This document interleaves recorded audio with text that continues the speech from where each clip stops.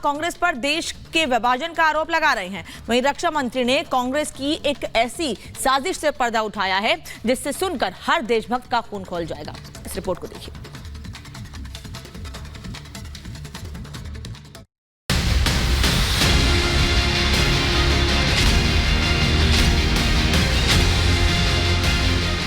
He can only transfer probably 45% to his children. 55% is grabbed by government. इस विरासत tax की बात कर रहा है, इसको बांटेगा उन लोगों को जो घुसपैठिए हैं।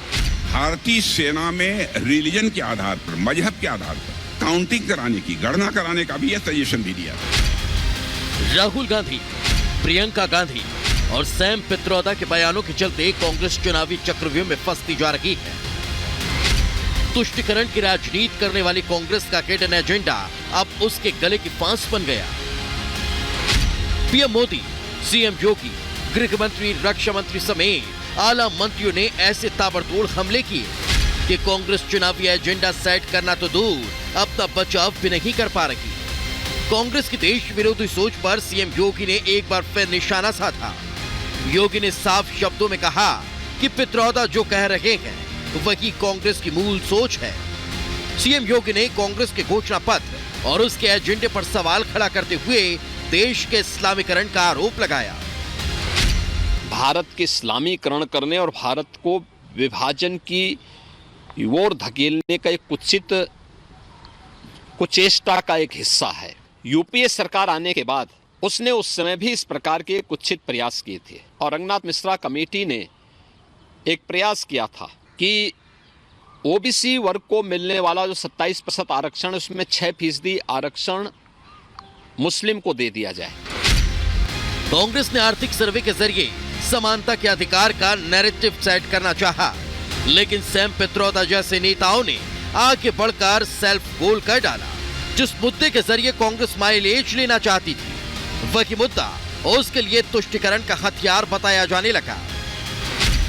कांग्रेस जिसने देश के संसाधनों को लगभग 60-65 वर्षों तक लूटा और आम जनता की संपत्ति पर लगे होने के कारण ही अब वह इस विरासत टैक्स की बात कर रहा है और फिर इसको बांटेगा उन लोगों को जो घुसपैठिए हैं।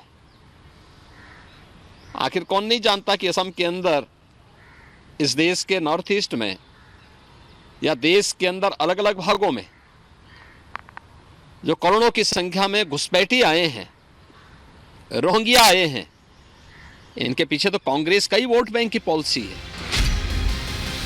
वोट बैंक के लिए कांग्रेस किस हद तक जा सकती है, इसका खुलासा खुद रक्षा मंत्री राजनाथ सिंह ने किया।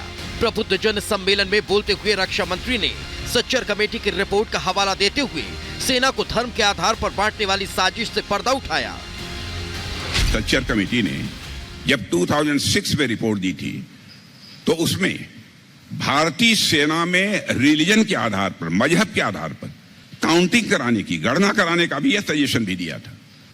इंडिपेंडेंट इंडिया के इतिहास में पहली बार ऐसा देखने को मिला था कि हमारी फोर्सेज में, आर्म्ड फोर्सेज में धार्मिक, रिलीजन के आधार पर विभाजन का प्रयास किया गया था और मैं इसमें पार्टी का राष्ट्रीय अध्यक्ष था और पूरी ताकत के साथ मैंने इसका विरोध किया था। कांग्रेस का देश विरोधी, सेना विरोधी और महिला विरोधी होने के जो आरोप बीजेपी लगा रही है, उसने कांग्रेस की चुनावी राह को मुश्किल बना दिया। पीएम मोदी ने आम आदमी के प्रति कांग्रेस की जिस सोच की व्याख्या की है, वो इस चुनाव में कांग्रेस को बड़ा डैमेज दे सकती है। अपनी मेहनत से संपत्ति जुटाते हैं, वो आपके बच्चों को नहीं मिलेगी, बल्कि कांग्रेस सरकार का पंजा उसे भी आपसे छीन लेगा। यानी कांग्रेस का मंत्र है कांग्रेस की लूट। कांग्रेस का मंत्र है कांग्रेस की लूट, जिंदगी के साथ भी और जिंदगी के बाद भी। न्याय यात्रा, मोहब्बत की दुकान और संविधान बचाना के जैसे जुमलों के दम पर कांग्रेस ने सत्ता पर काबिज होने का प्लान तो बनाया, लेकिन इस प्लान को सही तरीके से भुनाने में चूक गए।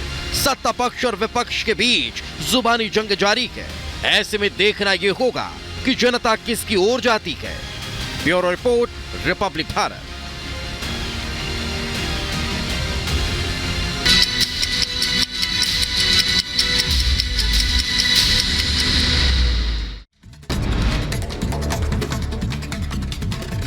पटना के होटल में लगी भीषण आग, दूर दूर तक दिखा काले धुएं का गुब्बार। दमकल की गाड़ियां मौके पर मौजूद। जैसलमेर में भारतीय वायुसेना का टोही विमान हुआ क्रैश। हादसे में किसी के हताहत होने की खबर नहीं। वायुसेना के अधिकारी मामले की जांच में जुटे।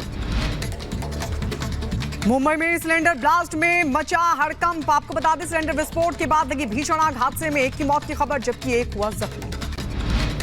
मध्य प्रदेश के भोपाल में आवारा कुत्तों का आतंक। महिला संग जा रहे 2 बच्चों पर किया हमला। घटना सीसीटीवी में कैद।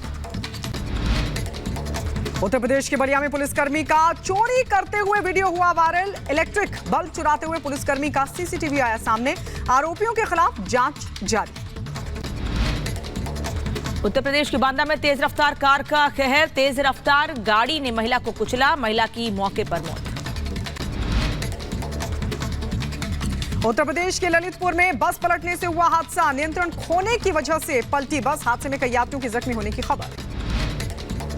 उत्तर प्रदेश के बलिया में दिखा रफ्तार का कहर। अनियंत्रित होकर खाई में पलटी कार। हादसे में 4 लोगों की मौत।